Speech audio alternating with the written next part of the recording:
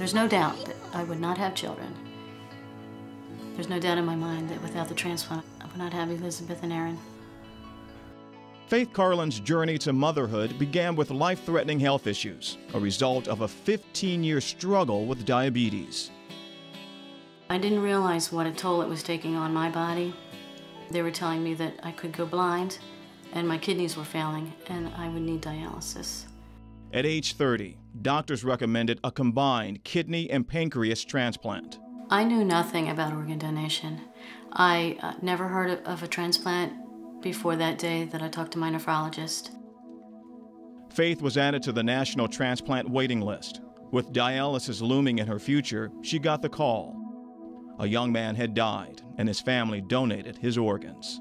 I remember going into the surgery and handing over my insulin pump and saying, "Please be careful with this. I may need this again." Several hours later, Faith emerged from surgery. The next thing I remember is waking up to my mother singing.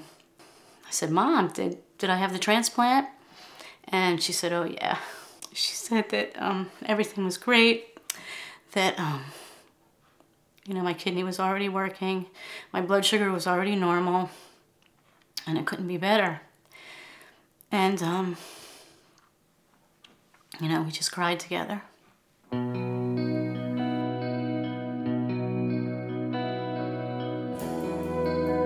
For most patients awaiting transplants, the journey back to health begins here at Gift of Life Donor Program, which coordinates organ and tissue donations in Pennsylvania, New Jersey, and Delaware.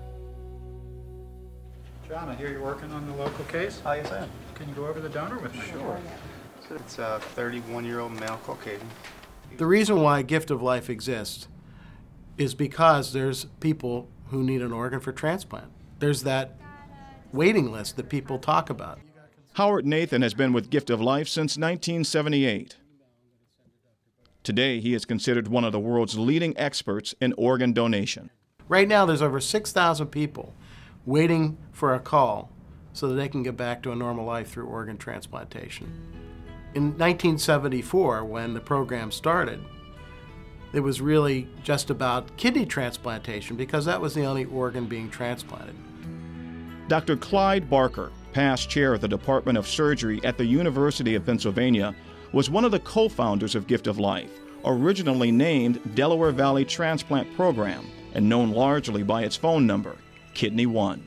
In the beginning, one might get a call from a doctor at another hospital, perhaps a transplant surgeon, or perhaps another doctor who had a patient that was dying and in whom it had occurred that patient might become a donor. One would quickly get a team organized and go to that hospital and wait around and talk to the family and do the other things that are now done very efficiently by Gift of Life. Gift of Life has achieved so much in the past 35 years. We've performed more transplants than anywhere else in the United States and probably anywhere else in the world. And the reason is this community has accepted donation and transplantation as part of their responsibility. We're very proud of that.